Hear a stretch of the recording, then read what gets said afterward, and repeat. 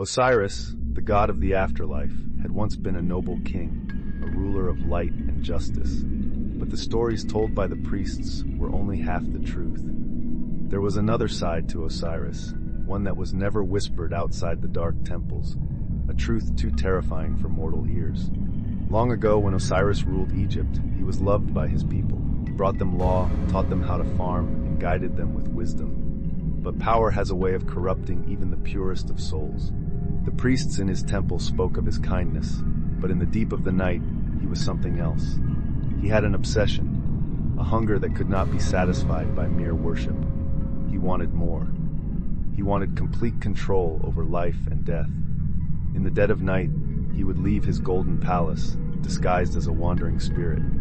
He would whisper into the ears of sleeping men, filling their dreams with visions of terror.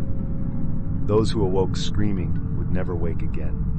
He feasted on their fear, their very souls dissolving into his eternal grasp. Even his own brother Set, who would later become his greatest enemy, feared him. The history books say Set betrayed Osiris out of jealousy, but the truth was far more sinister. Set had discovered the dark rituals Osiris performed beneath the temple, rituals that should never have been practiced.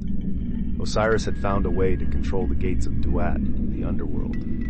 He was not merely the god of the dead, he was their master, their torturer. He could keep a soul trapped in agony for eternity if he wished. The people of Egypt noticed something was wrong. The Nile turned red with blood. The crops withered, even in the season of abundance. They whispered of the missing children, of entire families vanishing in the night. The priests knew but dared not speak. They knew what Osiris had become. He had become something far worse than a ruler. He had become a god of fear. It was then that Set made his decision. He gathered the bravest of warriors, those unafraid of the whispers in the dark.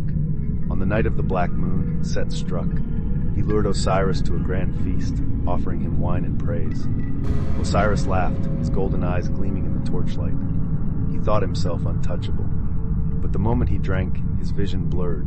The room spun. Set had used the blood of the innocent to weaken him. A secret passed down through forbidden texts. The warriors seized him, bound him with chains forged from the bones of the dead. Osiris roared, shaking the temple walls, but the gods did not answer his call. He was trapped. Set did not hesitate. He tore Osiris apart, limb by limb, scattering his body across the land, so he would never return. The people rejoiced, thinking the nightmare was over. They honored Set as a hero. But the dead do not stay dead for long. The whispers began again, first in the temples, then in the villages. People spoke of shadows moving where no light should be. Some claimed to see golden eyes in the darkness.